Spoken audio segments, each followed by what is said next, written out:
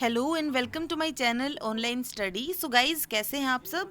I hope आप सब बहुत अच्छे होंगे। तो आज की इस वीडियो में हम क्लास 10th के चैप्टर वाटर रिसोर्सेज की एक्सरसाइज करेंगे, जिसके अंदर क्वेश्चन आंसर भी इंक्लूड हैं।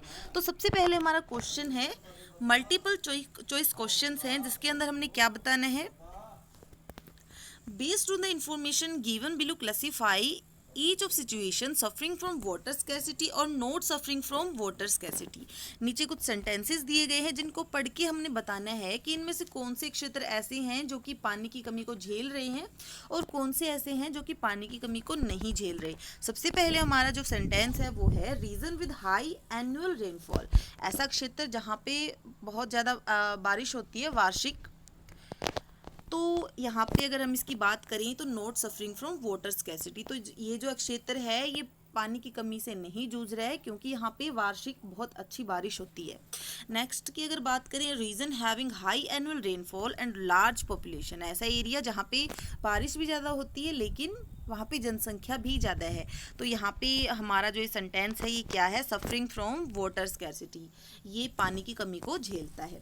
नेक्स्ट अगर बात करें, region having high annual rainfall but water is highly polluted. ऐसे क्षेत्र जहाँ पे बारिश तो ज़्यादा होती है लेकिन पानी जो है वो प्रदूषित है, तो नॉर्मल सी बात है वो जो क्षेत्र है वो पानी की कमी को झेल रहा होगा, suffering from water scarcity. Next की अगर बात करें, region having low rainfall and low population. ऐसा क्षेत्र जहाँ पे बारिश भी कम होती है और वहाँ पे पॉपुलेशन भी कम है, तो ये क्षेत्र क्या करेगा, not suffering from water scarcity, तो यहाँ पे पानी की कमी नहीं होगी। नेक्स्ट क्वेश्चन की अगर हम बात करें तो which one of the following statement is not an argument in favour of multipurpose river projects.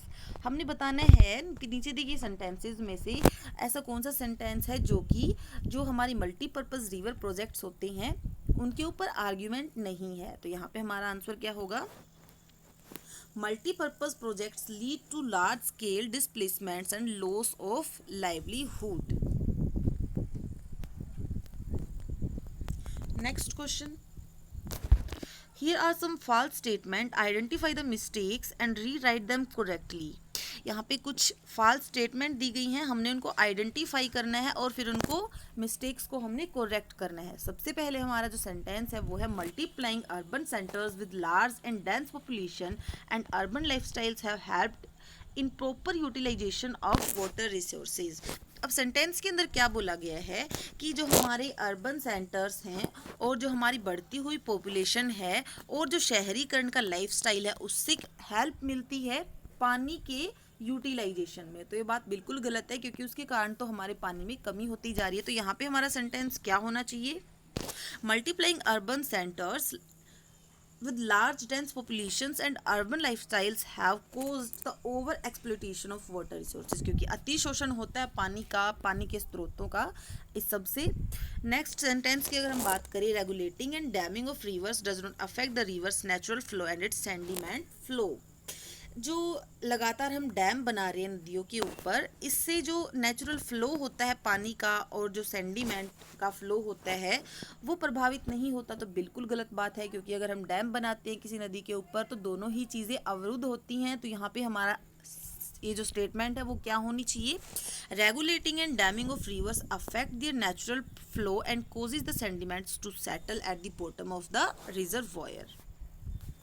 Next sentence की अगर बात करें, in Gujarat the Sabarmati basin farmers were not agitated when higher priority was given to water supply in urban areas particularly during droughts।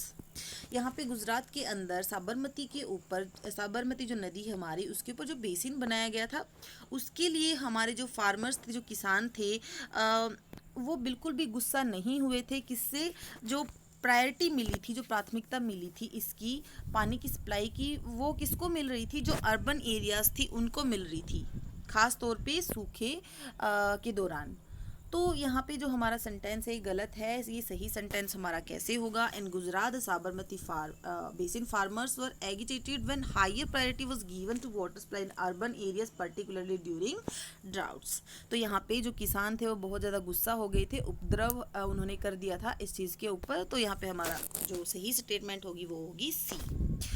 अगर बात करें next की, today in Rajasthan the practice of roof top rain water water harvesting has gained popularity despite high water availability due to the Rajasthan canal. अब यहाँ पे बात हो रही है राजस्थान के बारे में।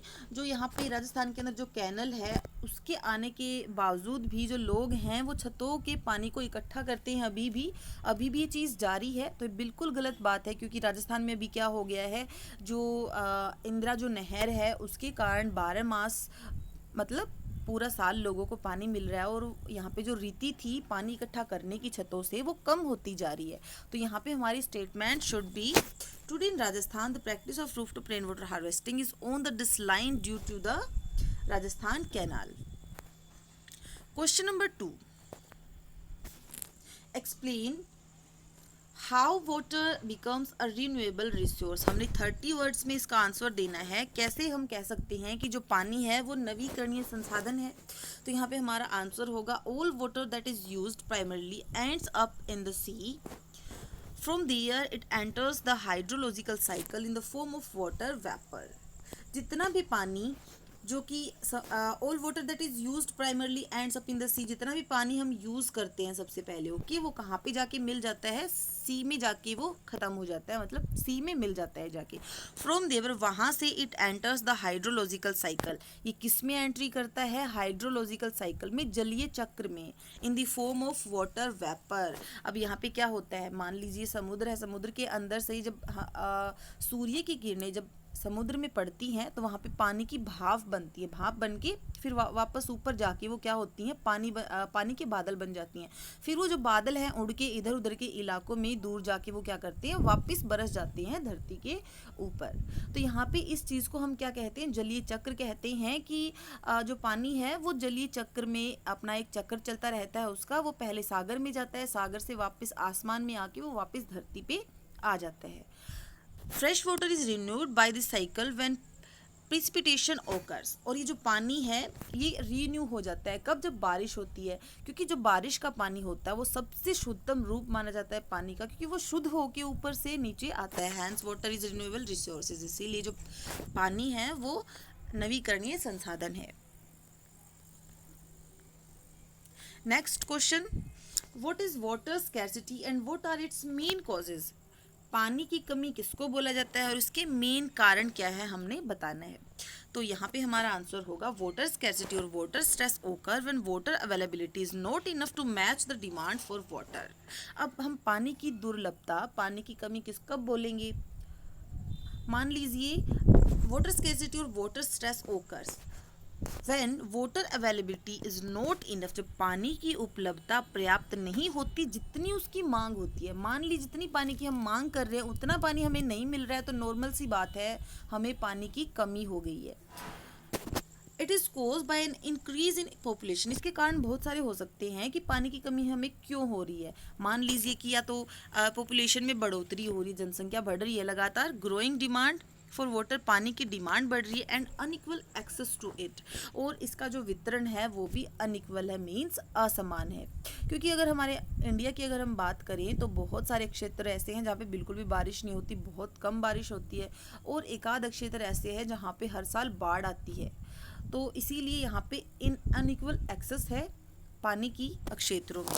नेक्स्ट अगर बात करें क्वेश्चन, तो compare the advantages and disadvantages of multipurpose river projects. हमने बताना है कि जो हमारे रिवर के ऊपर डैम बनाए जाते हैं जिनको हम मल्टीपर्पज़ प्रोजेक्ट बोलते हैं, बहुउद्देशीय परियोजनाएं बोलते हैं, उसके हमारे लिए लाभ क्या है और हानियां क्या है। हम सभी ने हमेशा देखा है कि एक सिक्के के दो पहलू होते हैं, एक अच्छा वाला और एक बुरा वाला। इसीलिए जो डैम हम नदियों के ऊपर बनाते हैं उसके भी अच्छे प्रभाव भी होते हैं और बुरे प्रभाव भी होते हैं। सबसे पहले हम बात करेंगे multipurpose river projects help in irrigation, electricity production, flood control, inland navigation and fish breeding. अब जो मल्टीपर्पज़ और रिवर्स प्रोजेक्ट होते हैं वो किस में हेल्प करते हैं, हमारी इरिगेशन में, सिंचाई करने में, इलेक्ट्रिसिटी का प्रोडक्शन करने में, फ्लड को कंट्रोल करने में, बाढ़ को नियंत्रण करने के लिए भी क्या डैम बनाए जाते हैं, इनलैंड नेविगेशन, जो हमारा आंतरिक नौचालन होता है उसके लिए, और फिश ब्रीडिंग के लिए, मछली पालन के लिए भी जो है हमारे मल्टीपर्पज़ काम आते हैं। अब इसको मल्टीपर्पज़ क्यों बोला जाता है हम सभी को पता है। अगर हम डैम बनाते हैं किसी भी नदी के ऊपर, उसके पीछे बहुत सारे हमारे उद्देश्य छुपे होते हैं। क्यों? क्योंकि उस पानी को हम बहुत सारे कामों में लेते हैं, घरेलू उपयोग के लिए भी लेते हैं।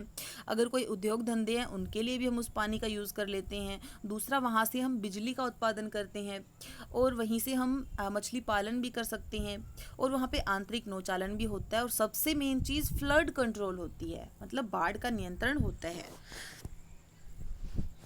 However, the reservoirs destroy local flora and fauna. लेकिन अब ये जो मल्टीपर्पज़ प्रोजेक्ट्स के कारण क्या होता है, ये क्या कर देता है, जो लोकल एरिया होता है उसका विनाश कर देता है, उसको डिस्ट्रॉय कर देता है। Many native villages are submerged and people loss their livelihood with little or no hope of rehabilitation.